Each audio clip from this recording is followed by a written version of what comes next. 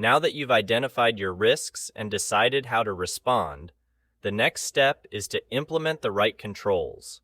Controls are the tools, policies, and technologies you put in place to reduce, detect, or correct risk. Your ability to choose the right type of control at the right time makes all the difference between a secure environment and one full of blind spots. Think of a security control as a safeguard or countermeasure.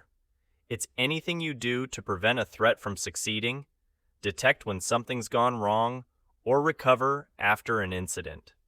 As a security leader, you're not just picking random controls. You're designing a strategy based on the risk treatment decisions you made earlier. Your preventive controls are your first and strongest line of defense. These are the safeguards you put in place to stop incidents before they even begin. When implemented correctly, they block unauthorized actions, limit who can do what, and drastically reduce your exposure to threats. Your goal is to make it hard for the attacker to even get a foothold. Start with access controls. You can enforce these using strong passwords, biometric logins, or role-based access control, RBAC. This ensures that only the right people get access to the right resources, and nothing more. Next, think about physical security. It's not just about digital safeguards. Sometimes, a fence, a lock, or a security guard can be the barrier that keeps attackers away from critical infrastructure.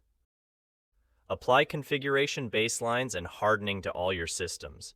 You do this by disabling unnecessary services, closing unused ports, and ensuring every system is built and maintained with secure defaults. This prevents attackers from exploiting weak or default settings. Make sure you have clearly written policies and procedures in place. These include acceptable use policies, change management rules, and onboarding/offboarding checklists. When everyone knows what's expected and how to behave, you create consistency and accountability across the organization. Finally, don't underestimate the value of security awareness training. Your users are often your weakest link, but they can also be your first line of defense if you train them to recognize phishing, social engineering, and unsafe behavior. When you combine these controls effectively, you build a resilient environment where risks are prevented before they even have the chance to materialize. You can't stop every threat before it happens, but you can catch it quickly if you have the right detective controls in place. These controls won't prevent an incident on their own, but they give you visibility into what's happening. That way, you can recognize an issue early and take action before it spirals out of control. Start by reviewing your audit logs and monitoring tools. These logs capture user activity, system changes, and access patterns, giving you a detailed trail of what's been done and by whom. If something suspicious happens, your logs should tell the story. Use intrusion detection systems, IDS, to monitor network traffic and flag unusual or malicious activity. IDS tools can alert you in real time when they spot patterns that match known attack behaviors. Deploy CCTV and motion detectors in physical spaces. These aren't just for warehouses. Offices, server rooms, and entry points all benefit from being monitored, especially when physical security overlaps with cybersecurity. Leverage SIEM solutions, security information and event management tools, to bring all your logs, alerts, and threat data together. SIEMs correlate and analyze this data to highlight serious issues that deserve your immediate attention. Finally, implement File Integrity Monitoring, FIM. This lets you track unauthorized changes to key files and system configurations. If someone tampers with critical assets, you'll know right away.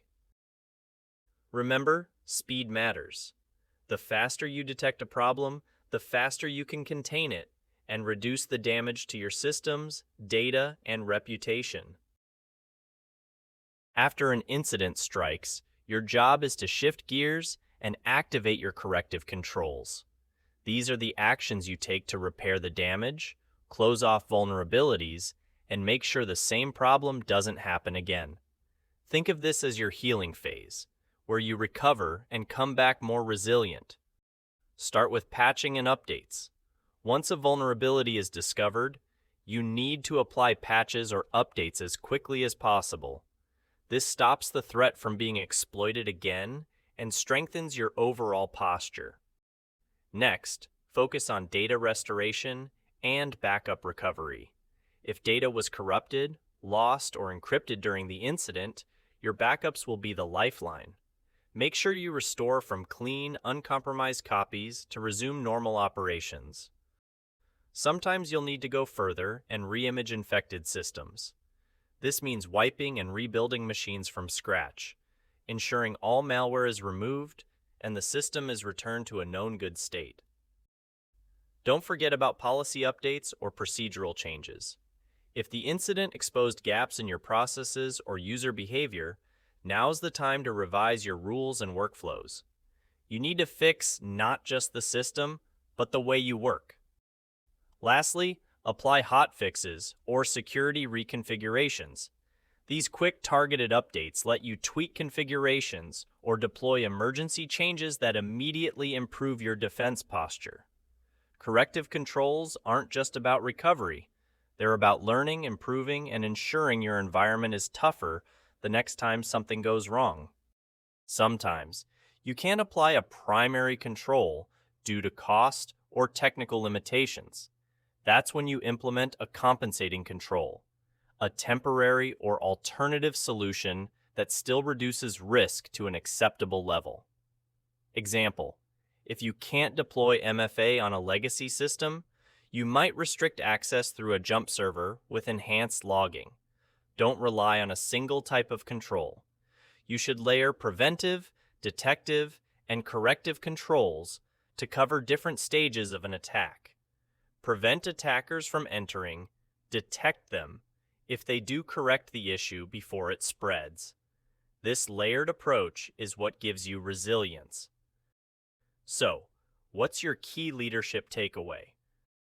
Preventive controls stop incidents before they start. Detective controls alert you when something goes wrong. Corrective controls fix the issue and help you recover. Compensating controls are fallback options when standard controls aren't feasible. Use a layered strategy to cover prevention, detection, and correction in harmony.